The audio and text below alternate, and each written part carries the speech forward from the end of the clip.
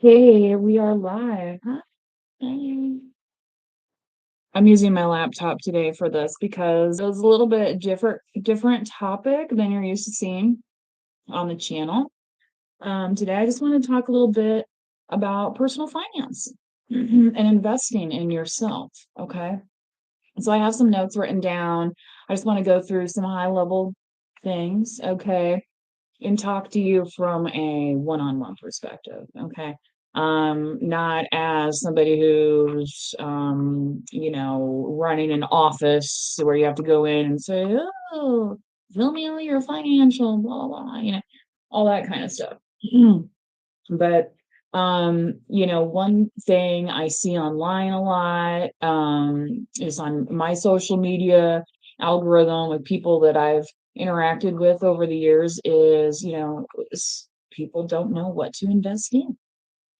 How do you make your money work for you? Right? They say do what the rich guys do, right? Well, for a lot of people that's real estate. Not everybody wants to be a real estate mogul. Okay. But if you like real estate, you can invest in funds that are in stocks that are actually about real estate. So, you know what I mean? You can be in the game without being in the game, you know?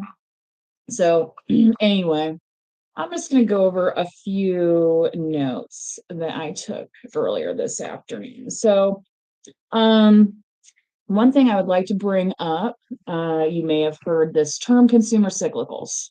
Okay. That's a category of how people might categorize stocks. Okay. But consumer goods, products that you have to get at the grocery store from time to time, right? Um, you could invest in the products themselves, right? Or you could invest in the stores that carry the products, right? Those are options. Personally, I own Walmart stock, WMT. Um, and I'll tell you where I have that Walmart stock at. Because some of you that know me know that I had a corporate career beforehand. So, when you're in the corporate world, it's all about, are you contributing to your 401k? Are you doing this? Or are you getting a pension? Or la, la, la, la, la, la, la. Not everybody works at a place like that. I get it. I really do. Because that was one of my goals to actually work at a place like that. So I would have, growth opportunities and options because I didn't want to be poor. I didn't want to be broke. You know, um, Growing up, did I have everything I needed? Yes. But, I hated that conversation. Mom, can I have this? Mom, can I, and it's like, ask your father, ask your mother. It's like, I wanted to one day not have to do that. And now I don't have to do that. Right. So that's part of my personal finance story there, about why this is important to me. Okay. For some people, it's, there's all sorts of reasons for acquiring financial abundance. Okay. But for example, Walmart is one that I own. When I purchased it, I was able to get in. They had a 3-to-1 split, which was very nice. So that meant for every share of Walmart. So if you bought 10 shares of Walmart stock at the time, it was selling for maybe like, I don't know, maybe around $100 or so. So maybe if you invested $1,000 in Walmart, um, though you instead of 10 shares now, you would have 30 shares. Now, when they do splits like that, it doesn't increase the value of the dollar amount. So I still started with the same dollar amount, but since that's a cyclical, it just continues to grow over time. Okay. So, things like that, maybe to research, I would say is a good way to get into the market. Okay. Especially if you're trying to pinpoint stocks and things of that nature. Um, I've also held Walgreens stock, which is not doing very well. Actually, in the stock that I had in Walgreens, like, because, whatever. Anyway, I've owned Target stock before as well, which I don't think I have much of that left because I think what I had of that, I cash out to pay bills. Okay. Because, we know as you get older, you just can't work as hard. You have to make your money work for you in a way. Right. And this is for the people that want to work hard and want to make their money work just as hard as they work. right? Because we know one day there's only so many bricks you can lay, right? All right. So, like I mentioned earlier, doing what the rich guys do, right? And I was like, if you read the Rich Dad, Poor Dad book, you're like, buy real estate, be a real estate mogul, la la la la. Well, I've run my home as a not an Airbnb, but through a different service. Let me tell you, it's not all cracked up, is it? Okay. Yeah. So, with real estate investing into physical property, you are taking a risk. Ask anyone that's been a landlord. Do you want to take the time out of your day working your regular job or whatever else you're doing as well, right? To go down to the courthouse to serve an eviction notice or whatever for somebody who hasn't paid for how many months? Well, you still have a mortgage to pay on it. You know what I'm saying? Like, so to me, unless you're somebody that has that money to play around, like I'm talking about like Vegas gambling money. You know what I mean? Like the people who go to Vegas to gamble and then they get mad. It's like, dude, you should be prepared to if you go to Vegas and lose 3 grand, or you think you're going to gamble 3 grand, don't expect to have any of that money come back. That's money you plan to lose. Okay. So for me, somebody who's a smaller investor, somebody that doesn't have, a portfolio that they inherited of blah, blah, blah, you know what I mean? Like, right. Or like, our dear president, a small loan of $1 million, right? Those of us that didn't receive a small loan of $1 million, maybe real estate isn't what you want to do right now. Maybe it is something you want to do, and you're like, this lady doesn't know what she's talking about. Hey, man, if you have the passion for it and the drive for it, you're going to make it work, right? I'm just telling you, it's an option. Don't think it's the only option. All right. And then on top of that, if you are interested in real estate, they have these things called REITs. Okay. There's lots of different kinds of REITs out there. So if you invest in REIT, technically you are investing in real estate. Um, but make sure it's something that your ethics can and morals can agree with, right? That's another thing with investing. A lot of people be like, you know, okay. So some of these REITs, they might be profiteering because they're jacking up the rent on places. You know what I mean? And it's like, is that how we're making our money? Like, is that, so just saying. Okay. But anyway, some of the other rich guys like Warren Buffett, I have that written down. Let's see. Anyway, be backwards for you guys. Warren Buffett, one of his big investments is Coca-Cola. Not real estate, sugary goodness drinks served across the world. I'd like to teach the world to sing, right? Like I said earlier, I have money invested into Walmart. Investing doesn't have to be complicated, and do as the rich guys do. Well, Warren Buffett's like a billionaire, right? And he's invested in little old Coca-Cola that you can put your dollar in the machine. Okay. So keeping things simple, very important when it comes to investing, especially if you're first starting out, because people want you to think it's complicated and it doesn't have to be complicated. That's, I think, the number one message that I want to get across in this video today, right? Oops, I got your nose. All right. Yeah, don't cut off your nose and spite your face. Don't be like, I'm going, oh, it's done. When I worked in the corporate world, oh my God, we had people be like, I'm moving all of my money into the company stock and blah, blah, blah, and ride this wave. And it's like, well, I hope it goes.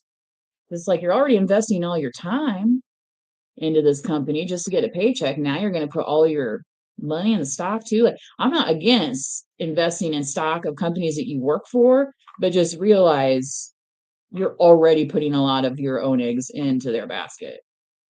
Okay. Yeah. That being said, right? Yeah. I'll kind of come around back to that point. Some people will be like, well, what about the tech stocks? Right. I remember WorldCom. Okay. I remember a lot of things like that in the 90s, the dot-com bubble. We've kind of had another resurgence in a way of tech, but the tech that has come about these days, I feel like is more tangible. because we're actually using it. And when I say tech, I mean, when they talk about those magnificent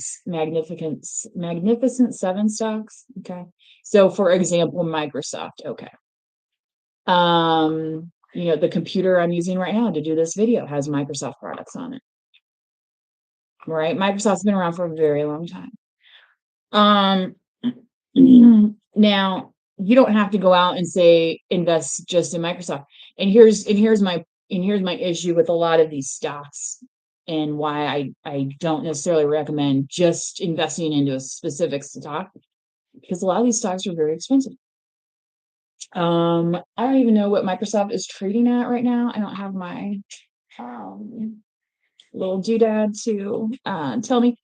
But not everybody has five, six, how many hundreds of dollars to put in to their account, right, to buy these stocks like that. But if you go into an index fund, okay, you get into an index fund of some sort, very often you're going to have these tech stocks in there. You're going to have consumer cyclicals.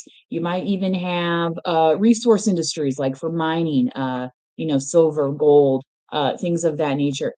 Getting something very broad, okay, and where you can say maybe buy it between $50 and $200. You can buy one of those shares. Maybe you can buy one share 1 month, and then next month you buy another share, and then you know what I'm saying, and make that a snowball effect. And the thing is, when you're invested in all of those things, right, so then you're not just so heavily invested in that one stock and like watching it every day. What's it gonna do? Oh, I'm gonna hit it this time, Elizabeth. Hey, you know what I mean? Like, it's like so playing the lottery a little bit with that day trading mentality. Okay, you got to get out of thinking about I'm doing this so I can afford tomorrow, and thinking about I'm doing this so I can afford to live 5 years, 10 years. Maybe I want to transition out of this apartment into a house. Maybe I want to buy a new vehicle. Maybe I need to send the kids to school, whatever it is. And let me tell you, Walmart stock back in the day helped pay for my college education. Okay. My mother was taking money and buying shares. I think it was directly from there was like a phone number you could call, right? But this is before the internet, right? Now we have the internet. Things are so wide open. It's almost like when I was working in the corporate world, sorry guys, my hair is a little bit messed up. I've had, estimators coming in and out. Anyway, so when I was working in the corporate world, I would get so frustrated because, especially with the 401ks, that company is giving you free money. Most standard, I think, is like 3% match, right? So you want to like make sure you match the minimum if you are working at a company where you can do that, right? If you're not working at a company where you can do that, you can simply just take your own money, right, and go online and make an account. Right? There's lots of different ways you can do it. Okay. So the thing with those major indices that I'm talking about, index funds, some of these index funds will have like 20 to 50 stocks in them. All right. So you don't have to just buy, only Kroger stock. You know what I mean? You could have Kroger in there and maybe Microsoft and maybe some other stuff you don't even know about, but like they have these fund managers that'll put stuff in and out to help it beef up, right? And containing those kind of products. Okay. Or I have written here some derivative of it. Okay. So when I say derivative, I mean in the way that it ties into what you're purchasing. So for instance, there's a lot of AI talk right now in the investing community. It's been all about AI, right? Anyway, yeah. So we all know, right, that our computers run on, software systems and computer chips and things of that nature, right? That's what I'm saying about a derivative product. Like you might have the umbrella, right? Say the umbrella is Microsoft, and then there might be boom, boom, boom, boom, boom, all these other tech companies that they're working with, right? So, instead of knowing about all of those 5 to 10 companies, sometimes you'll have, if you just invest in the one, maybe Microsoft or whoever, they're in turn investing in these derivative companies. Okay. And I'm saying it from, like what's the derivative in calculus type thing, not in terms of ETFs derivatives. I don't really get into that. Make sure if you're buying something, you can easily find it on the New York Stock Exchange or the NASDAQ. Okay. Um, you know, and okay, anyway. Turn the page, keep going. Okay. Another